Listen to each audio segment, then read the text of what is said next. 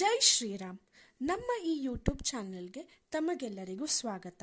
ನೀವು ಹೊಸ ಫೋನ್ ತಗೊಂಡಾಗ ಹಳೆ ಫೋನ್ನ ಏನು ಮಾಡ್ತೀರಾ?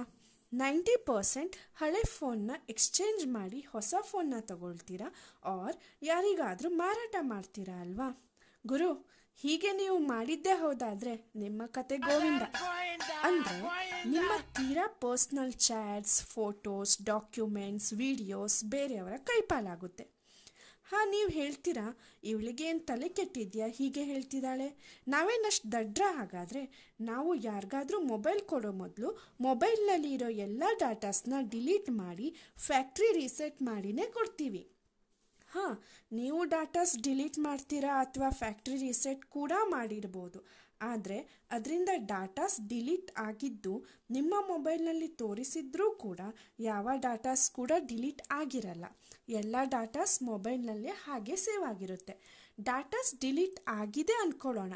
ಹಾಗಾದರೆ ಡಾಟಾಸ್ ರಿಕವರಿ ಸಾಫ್ಟ್ವೇರ್ ಅವರು ಹೇಗೆ ಆ ಡಾಟಾಸ್ನ ರಿಕವರಿ ಮಾಡ್ತಾರೆ ಹೇಳಿ ನೋಡೋಣ. ಅಯ್ಯೋ, ಹೀಗೆಲ್ಲ ಆಗುತ್ತಾ? ಹಾಗಾದರೆ ಏನು ಮಾಡೋದು ಅಂತ ನೀವು ಯೋಚನೆ ಮಾಡ್ತಾ ಇರ್ಬೋದಲ್ವಾ? ಅದಕ್ಕೆ ಒಂದು ಸೊಲ್ಯೂಷನ್ ಇದೆ.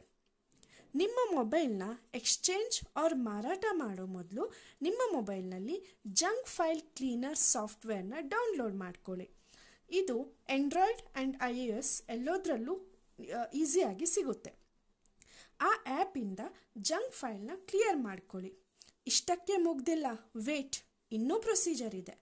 ಇದಾದ ನಂತರ ಒನ್ ಟೈಮ್ ಫ್ಯಾಕ್ಟ್ರಿ ರೀಸೆಟ್ ಮಾಡಿ. ಇದಾದ ನಂತರ ವೆರಿ ಇಂಪಾರ್ಟೆಂಟ್, ಇವಾಗ ನಿಮ್ಮ ಮೊಬೈಲ್ನಲ್ಲಿ ಅನ್ನೆಸೆಸರಿ ಡಾಟಾಸ್ನ ಕ್ರಿಯೇಟ್ ಮಾಡ್ಕೊಳ್ಳಿ. ಲೈಕ್ ಫೋಟೋಸ್, ವಿಡಿಯೋಸ್, ಡಾಟಾಸ್ನ ಡೌನ್ಲೋಡ್ ಮಾಡ್ಕೊಳ್ಳಿ. ನೆಕ್ಸ್ಟ್ ಸೇಮ್ ಅದೇ ಜಂಕ್ ಫೈಲ್ ಕ್ಲೀನರ್ ಆ್ಯಪ್ಗೆ ಹೋಗಿ ಮತ್ತೆ ಜಂಕ್ ಫೈಲ್ನ ಕ್ಲಿಯರ್ ಮಾಡ್ಕೊಳ್ಳಿ ಆ್ಯಂಡ್ ಇನ್ನೊಮ್ಮೆ ಫ್ಯಾಕ್ಟ್ರಿ ರೀಸೆಟ್ ಮಾಡಿ.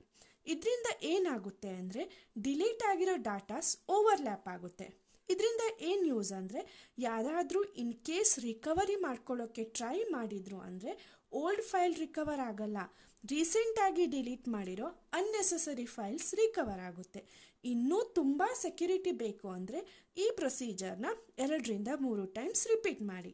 ಇದು ನಿಮಗೆ ಸ್ವಲ್ಪ ಇರಿಟೇಟ್ ಆಗಬಹುದು, ಆದರೆ ನಿಮ್ಮ ಪರ್ಸ್ನಲ್ ಡಾಟಾ ಸೆಕ್ಯೂರ್ ಆಗಿರುತ್ತೆ.